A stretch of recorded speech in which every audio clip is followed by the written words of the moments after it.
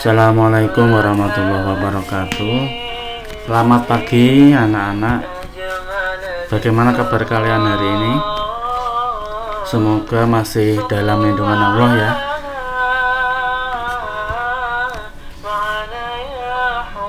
Untuk kali ini kita akan belajar bab 2. Sebelum belajar dimulai, mari kita berdoa dulu. Rasulullah Al-Fatihah. Bismillahirrahmanirrahim. Alhamdulillahirabbil alamin arrahmanirrahim maliki yaumiddin.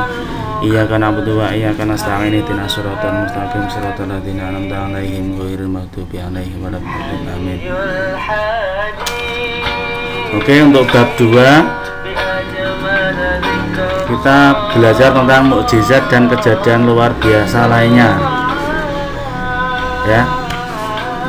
Di sini kita amati itu ada 2 contoh mukjizat. Satu tentang mukjizat Nabi Musa, yaitu membelah lautan, membelah laut merah atas izin Allah. Yang kedua yaitu mukjizat Nabi Muhammad, yang mana pada kala itu Nabi Muhammad bisa membelah bulan atas izin Allah.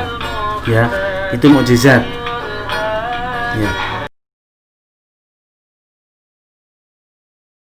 Menurut bahasa, mukjizat artinya melemahkan atau mengalahkan.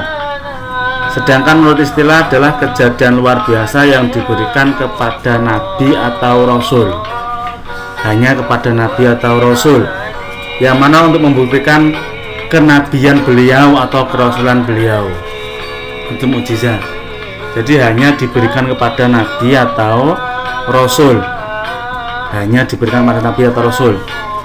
Mukjizat sendiri dibagi menjadi 2. Satu mukjizat kauniyah atau mukjizat yang tampak atau dapat dirasakan, bisa dilihat, didengar atau dirasakan oleh panca indera. Ya, mukjizat kauniyah ini hanya berlaku 1 kali, tidak bisa diulang.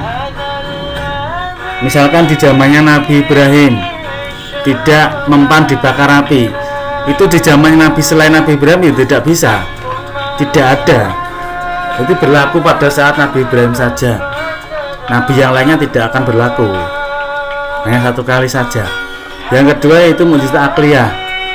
Mukjizat akliyah ini hanya bisa dirasakan atau dipahami oleh akal pikiran saja. Mukjizat akliyah itu berlaku sepanjang masa, sampai hari kiamat juga berlaku. Contohnya Al-Quran yang diberikan pada Nabi Muhammad. Di dalam Al-Quran itu sendiri kejadian-kejadian sampai hari kiamat itu sudah ada.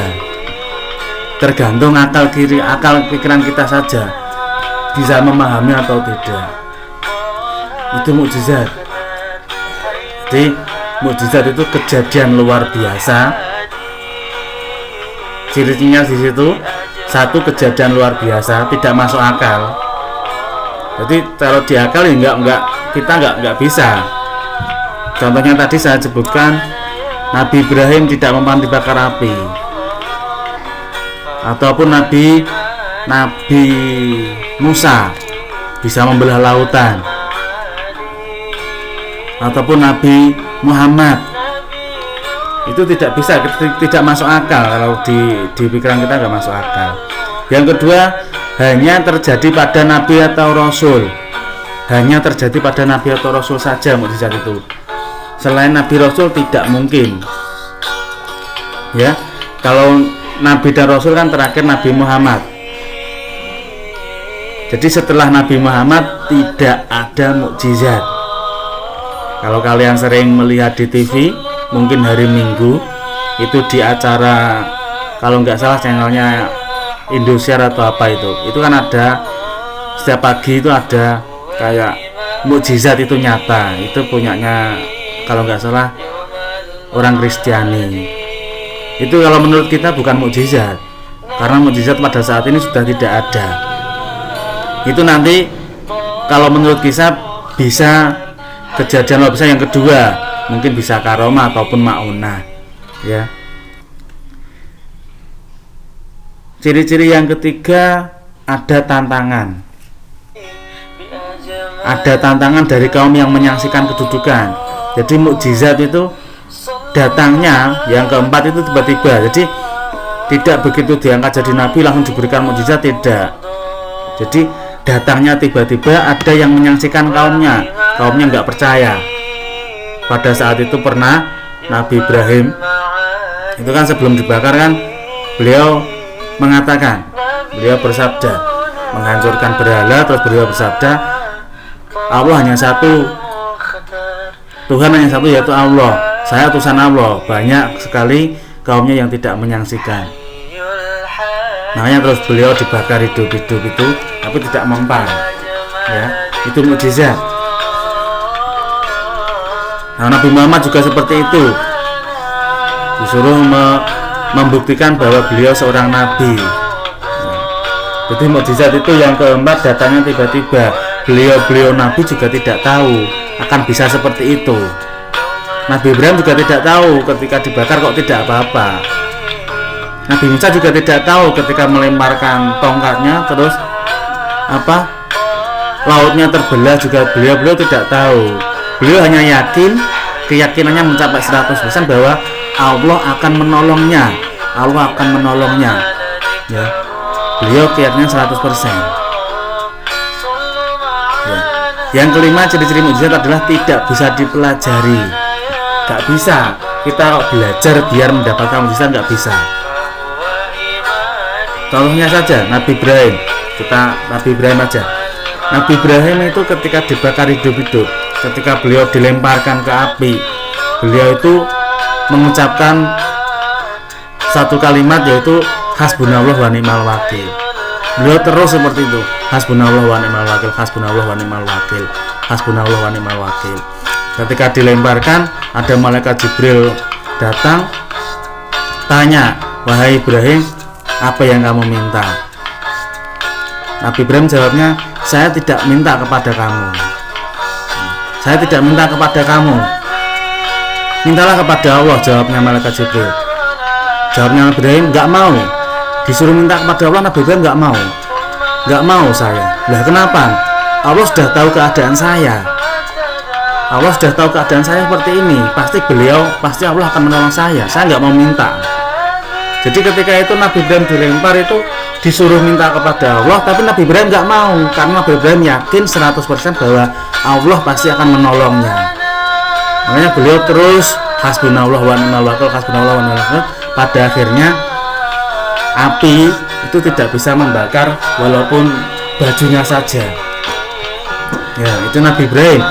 Lah, sekarang misalkan kita membaca hasbunallah wa ni'mal wakil beribu-ribu kali, dibakar juga tetap terbakar, karena mukjizat itu tidak bisa dipelajari. Gak iso belajar mukjizat itu, gak bisa. Ya, jadi itulah mukjizat. Intinya seperti itu, ciri-cirinya seperti itu. Hanya kepada Nabi dan Rasul saja datangnya secara tiba-tiba, beliau juga tidak tahu, dan berlakunya satu kali itu mukjizat kauniyah. Ya. Ada mukjizat yang hampir sama 2 kali, cuma situasi kondisinya beda. Nabi Isa dengan Nabi Ilyas. Insya Allah Nabi Isa dengan Nabi Ilyas itu mukjizatnya hampir sama, yaitu bisa menghidupkan orang mati, tapi situasi kondisinya berbeda. Itu sedikit tentang mukjizat. Karomah, ya. Karomah menurut bahasa adalah kemuliaan atau keluhuran. Sedangkan menurut istilah, kejadian luar biasa yang diberikan Allah kepada orang-orang soleh atau wali Allah. Ya. Siapa itu wali Allah? Siapa? Ya, wali Allah kalau disebutkan dalam Al-Quran itu adalah, insya Allah kalau nggak salah ayatnya bunyinya seperti ini. Bismillahirrahmanirrahim. Inna awliya Allahi la khaufun alaihim wa lahum yahzanun. Jadi wali Allah itu adalah ciri-cirinya orang yang tidak punya rasa takut kepada siapapun kecuali kepada Allah. Jadi orang yang hanya takut kepada Allah saja. Nah, kalau kadang kita masih takut kepada makhluk, ketemu ular kita takut, ketemu pocong kita takut. Jadi kalau kita semacam itu, kita nggak akan mungkin menjadi wali Allah. Wali Allah itu tidak mempunyai rasa takut sekalipun kepada makhluk. Beliau hanya takut kepada Allah, itu wali Allah. Ciri-ciri karomah satu, diberikan kepada orang soleh, orang yang soleh, taat kepada Allah, bukan nabi atau rasul. Itu karomah. Ciri-ciri yang kedua, bertujuan menguatkan keimanan dan ketakwaan kepada Allah. Ciri-ciri yang kedua, bertujuan menguatkan keimanan. Jadi misalkan orang mempunyai kemuliaan atau kejadian luar biasa yang menurut kita karomah, tapi kok dia tidak mempunyai ketakwaan kepada Allah, bisa disebut itu sihir. Karena karomah dengan sihir itu bedanya sangat tipis. Karomah itu bertujuan menguatkan keimanan atau ketakwaan. Jadi semakin dia mempunyai karomah, dia semakin takwa kepada Allah. Ya, itu karomah. Hati-hati, anak-anak, hati-hati. Banyak sekali sekarang orang yang mempunyai guru spiritual. Misalkan kalian punya misalkan kalian kok dikasih sesuatu, amalan ini kamu akan bisa belajar dengan mudah, puasa ini kamu akan bisa istilahnya begini begitu. Nah, itu kalau kamu kok melakukan seperti itu, kok keimanan kamu tambah, ketakwaan kamu kepada Allah tambah, semakin khusyuk, semakin lainnya, itu bisa disebut karomah. Tapi ketika kamu melakukan seperti itu, kok kamu semakin sombong, tidak pernah sholat, tidak pernah belajar, tidak pernah mengaji, itu bisa disebut sihir. Hati-hati ya. Karomah itu karomah itu hanya bertujuan menguatkan keimanan dan ketakwaan. Kalau sihir itu tidak. Ya, hati-hati. Ciri-ciri yang ketiga adalah bisa dipelajari. Tadi karomah itu bisa dipelajari. Ya, contohnya karomah di situ saya berikan contoh pada zamannya Nabi Sulaiman. Itu ada seorang yang berilmu. Kalau nggak salah namanya Asif bin Barkia. Asif bin Barkia itu orang yang sangat soleh. Asif bin Barkia. Jadi ketika Nabi Sulaiman itu mengumpulkan bala tentaranya, beliau sebentar lagi mau kedatangan Ratu Bilqis. Ya, Nabi Sulaiman terus mengumumkan, barang siapa yang bisa memindahkan singgasananya Ratu Bilqis. Pada saat itu jin ifrit itu angkat tangan. Saya bisa, Nabi Sulaiman, saya bisa memindahkan singgasana Ratu Bilqis sebelum Anda berdiri. Itu yang jin ifrit. Yang kedua itu Asif bin Barkia. Asif bin Barkia itu angkat tangan. Wahai Nabi Sulaiman, atas izin Allah saya bisa memindahkan singgasana Ratu Bilqis sebelum Anda berkedip. Jadi sebelum Anda berkedip itu bisa memindahkan singgasana Ratu Bilqis. Ya, itu karomah, contoh karomah. Jadi karomah itu cirinya seperti itu. Ya. Yang ketiga adalah irhas, kejadian hal-hal istimewa yang terjadi pada calon nabi sebelum diangkat menjadi nabi. Jadi sebelum balik, biasanya itu irhas sebelum balik. Masih kecil, seperti Nabi Muhammad contohnya. Nabi Muhammad itu irhasnya beliau dinaungi awan. Ketika pergi ke sana itu dinaungi awan. Itu Nabi Muhammad. Jadi irhas seperti itu hanya diberikan kepada calon nabi. Ya. Sekian untuk hari ini. Untuk kejadian luar biasa yang selanjutnya kita bahas minggu depan saja. Silahkan ditulis, dipahami atau dirangkum lagi yang tidak ada di buku. Semoga bermanfaat ya. Jangan lupa jaga kesehatan. Cukup sekian dari saya. Assalamualaikum warahmatullahi wabarakatuh.